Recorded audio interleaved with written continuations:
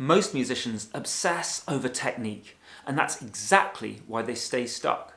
I've worked with thousands of students, and the ones I've seen improve the fastest do these 10 things, and they've got nothing to do with how much they practice their scales. So in this video, I'm going to show you what the 10 things are and how stacking them together will get other musicians asking what on earth you've been doing differently. Tip 1.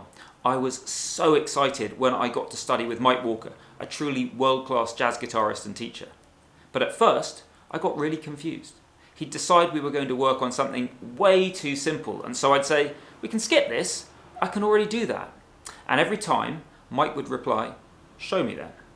And so I'd start off confidently, but then fall apart almost straight away, because Mike would force me to check that I could really nail it, that I wasn't just doing the vague thing, but skipping important details, or that I wasn't just doing the easy versions and avoiding the other parts. He'd break down something that seemed ridiculously simple and show me that it was much harder than I thought if I wanted to actually master it. So tip number 1 is slow down. The better the teacher I've studied with, the more they've forced me to go back to basics and stay there longer. And I see exactly the same paradox from the other side with my own students. The ones who move the fastest in the long run are the ones who are not afraid to really slow down right now. When you rush through things, it feels like you know them, but you end up with a whole load of stuff that you've only grasped at a basic level, and you can't actually use it when you really need it. You see, you have to stop and think and then fumble your way through it badly. Instead, slow right down and take the time it takes to learn something properly once. And slowing down here doesn't mean coasting. You're still tackling everything with care, precision, and intense focus. You're just refusing to rush it. Resist the urge to move on too soon. Stay until it's absolutely hardwired, until you can use it in a purely instinctive way, anytime, anywhere. And so when you actually need it, you don't have to think about it. It just comes out perfectly. And that is when you've really mastered something. That is when it becomes part of you. And the tricky thing here is that when you're doing this right, it's going to feel like you're doing it wrong. It's going to feel like you're not challenging yourself enough, like nothing is happening. But the reality is that you're laying solid foundations you can keep building on forever, while everyone else is moving fast, throwing up dodgy buildings that constantly fall down, so they have to start from ground level again. Tips 2 and 3. What happens when you leave a piece of paper out in the sun all day? It just gets a bit warm, nothing more than that. But if you take a magnifying glass and you focus the sun's rays down onto one tiny point, then it only takes a few seconds to send it up in flames. And exactly the same idea leads to 2 vital tips for our music. So tip number 2 is bring intense focus to your practice sessions. It's not just about doing the right things in your practice, it's about how much intensity you bring. Short, intense sessions get you way more progress than long, mindless ones. So always check in with yourself from time to time. Am I still really focused? And if not, then take a short break or stop altogether. If I want a longer practice session, I'll plan short breaks in advance, maybe just a minute long. And I'll have these breaks every 20 minutes or so. And this lets my focus recharge. But what works even better for me and my students is to split practice out over the day when that's possible. So 4 30-minute sessions will work better than a single 2-hour block. And 3 20-minute sessions will tend to be a 1-hour long one. And that same magnifying glass idea applies at a much bigger scale too. And this one's even harder to actually do.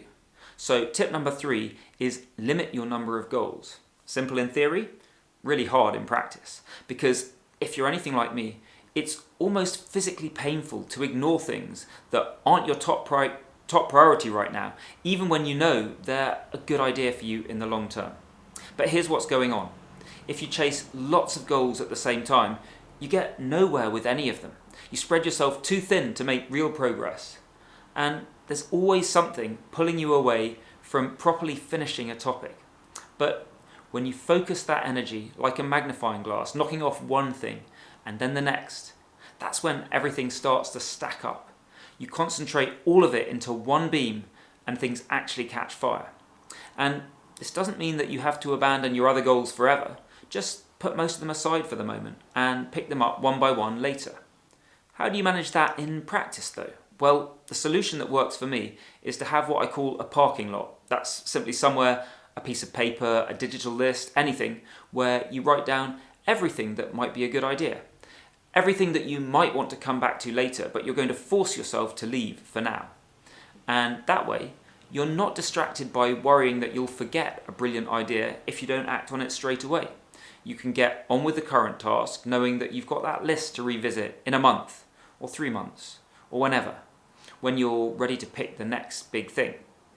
And for a little extra help, just to make sure you don't get too bored from focusing on 1 or 2 topics for a long stretch, you might plan to spend around 80% of your practice time on your main topics and leave the remaining 20% free for just whatever you feel like playing.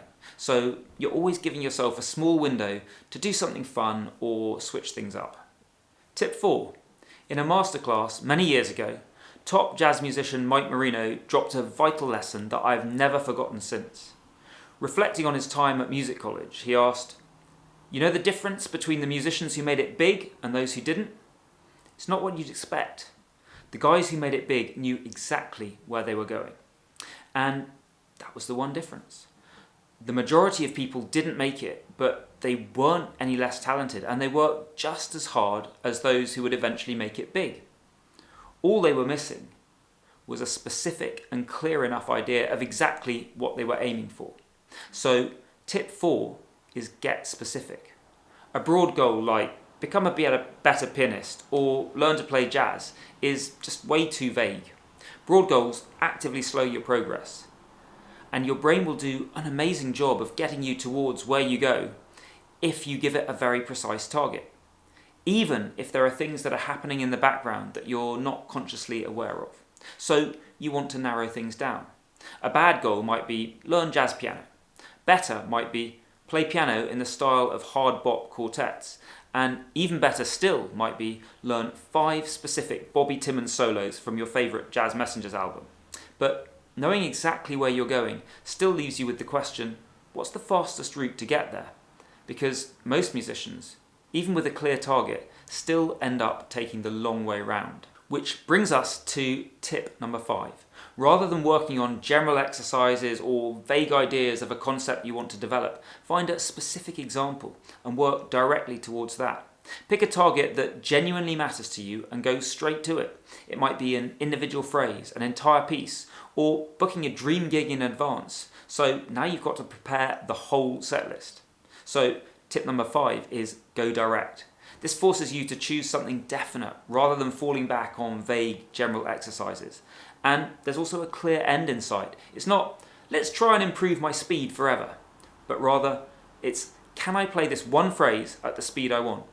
It forces you to choose things you'll actually use and work on them in their true musical context. So now you're not grinding through endless exercises before you decide you're ready, whatever that means. Instead, you use the material itself as both the training ground and the destination. And sure, you can break out individual tricky phrases to work on as specific exercises, but you only do this when it becomes clear that that's what you need. You don't start from the assumption that you need to begin with random exercises. Why waste your time learning things that are similar and then hope that they'll transfer over to what you actually want to do? And that's not to say that you should never work on general exercises. They definitely have their place, but most people would benefit way more from focusing on specific repertoire as the default, and then only using exercises when they're clearly needed. Tip 6. Many years ago, I got booked to play a gig at a beautiful mountaintop venue in North Italy. I had only a couple of months to put together and rehearse the music for a full evening's performance, and I got more done in those 2 months than in years before. And it was more challenging stuff I was working on too. I went from never having been the main melody instrument in a small jazz group to doing a whole performance of our own original music and arrangements as the frontman of a duo. And people literally walked up a mountain to come and see us perform. So tip number 6 is use deadlines to generate urgency. And the beautiful thing is that the deadline does most of the work for you. It forces you to act. You can see exactly what needs to be done, and there's a sense of urgency, so you get on and do it. And it also helps you make the hard decisions that you might otherwise spend months putting off. When I said yes to that mountaintop gig, I was forced to compromise in order to be ready in time. I included tunes in my set that weren't my favourite but were easy enough to learn fast. And I cut out beautiful but challenging middle sections to make harder pieces more achievable. And I did more. And these were all things that I should have done years earlier. I could have done years earlier, but they only happened when I had a deadline to help me. You see, the key to amazing progress is to act without rushing, but with a sense of urgency. And deadlines for specific events is my favourite way to achieve this. The deadline itself forces the urgency, but there are consequences if you do a bad job, and that stops you from rushing. Tip 7. The first time I listened back to a recording of me playing with an amazing teacher, I was shocked by how weak I sounded. Now, I was able to fix that within a couple of weeks with some focused practice, but the problem had been there, unnoticed, for years before that. And so I'd wasted so much time because I hadn't spotted something for which there was an easy fix. So tip number 7 is measure and learn. If you want to get better at all, let alone quickly, then you need to know what's working and what isn't. And the students who make the most progress have the courage to take objective measurements. But most people avoid this, either because they're scared of what they might find, or sometimes because they tell themselves you can't measure something creative like musical expression. But you can. The measurement is almost always possible. You just need to get specific about what you're actually listening for. And these measurements can take many forms. You could be recording yourself, tracking your practice time, or any other measures that you feel inspired to create. But make sure, though, that you view this measurement as information rather than judgment. It's a means to learn rather than cause for celebration or despair. And take the time to reflect on what you measure. It only helps if you're willing to change in response to what you find. Tip 8. If your roof leaks, you don't waste hours and huge piles of cash replacing every tile. Instead, you inspect the roof first, mark the broken tiles, and only replace those ones. So tip number 8 is zoom in on the problem spots. In any piece you're working on, a few sections will be giving you much more trouble than everything else. If you follow the previous tip and taken some measurements, then you'll know exactly where they are already. Now you want to practice only those areas until you've made noticeable progress. The more ruthlessly you can ignore everything else, the quicker you'll fix the problems and move on to the next stage. And what happens then? Well, you play through the whole piece again, find the new problem spots, and zoom in on those. When you keep going around the cycle like this, always directing your time and energy to where it's needed most, then you'll improve at crazy speeds. Tip 9. At the end of the day, learning means making actual physical changes in your brain. But your brain doesn't want to change. That takes energy, and humans evolved to conserve energy wherever possible. So repeating something you can already do gives your brain absolutely no incentive to change. But when you try something and fail, now that's when your brain sits up and takes notice. That's when your brain says, "Ooh, I guess we'd better make some changes around here so we don't fail again next time." And that's why tip number 9 is push slightly beyond your comfort zone. If you want to get better, then you've got to be willing to be uncomfortable. It's that discomfort that actually triggers the changes in your brain. Sticking with what you can already do is easier and less scary, but it's a recipe for staying exactly where you already are. The key skill to develop here is learning to identify the sweet spot. You want to go just a little bit past your comfort zone. If you tackle a challenge that's too far beyond you, you'll fall so far short that your brain is unable to learn as a result. But when the gap is small enough that you can almost taste it, that's when your brain is able to change. Tip 10. When I sit at home alone in my practice room, it feels more productive because I can plan everything out. I can practice at a time that suits me, and I can use every single minute the way I want.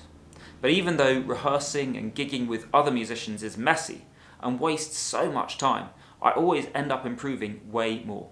So tip number 10 is play with other people. This is one of the fastest ways to improve, full stop.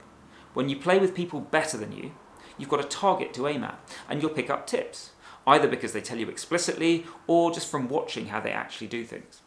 And when you play with people at your level, You motivate each other to go faster. You learn together. And when you play with people who aren't as good as you get a chance to teach them. And teaching is one of the best ways to deepen and solidify your own learning. But even when you're doing all these things, you still need a repeatable strategy that takes any piece you tackle from totally unfamiliar to completely mastered.